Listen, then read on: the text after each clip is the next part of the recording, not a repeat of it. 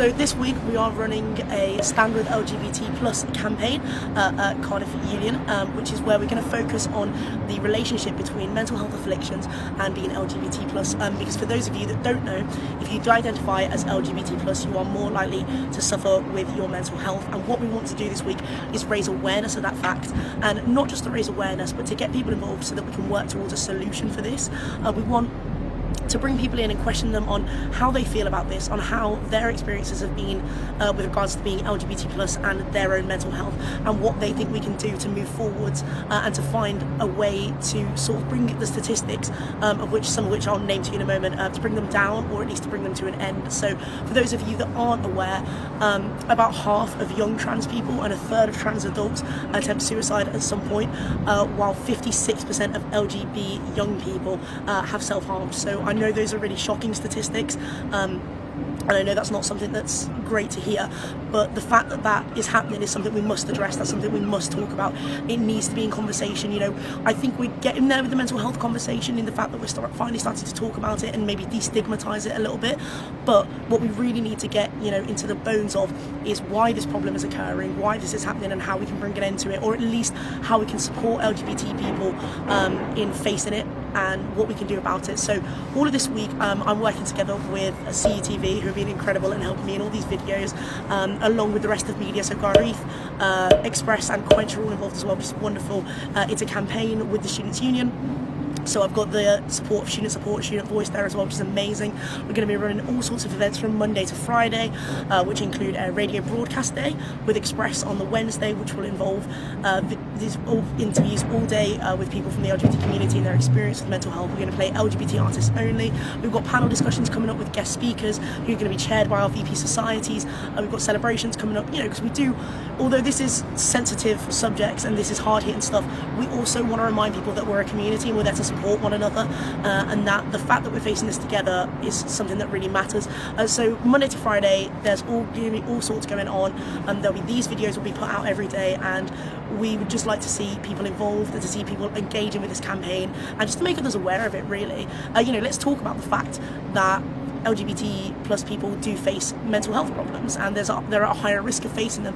Let's be frank about that, let's be honest about that, and let's find a solution together in order to sort of bring an end to that, or at least make it easier for people.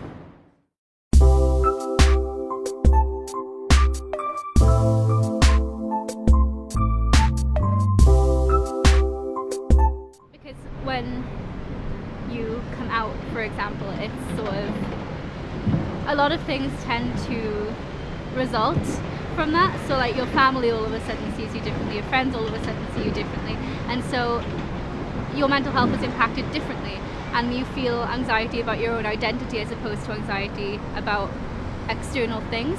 And so I feel that's how it differs when you are LGBT. I'm more included in certain communities, which has been really helpful, because I come from quite a small Welsh town, so then where I live nobody's really out, and either that or they're just not LGBT at all. So I didn't really have anyone that I could relate to or like speak to about things, but here I can, and there's like the nightclubs and the sort of other people I've just met in passing who've said it, and then you're just sort of like, oh, that's like me, and that's been really helpful. But on a sort of negative note, when people can't relate, they really can't relate, and then you're just reminded that you're not the same. So.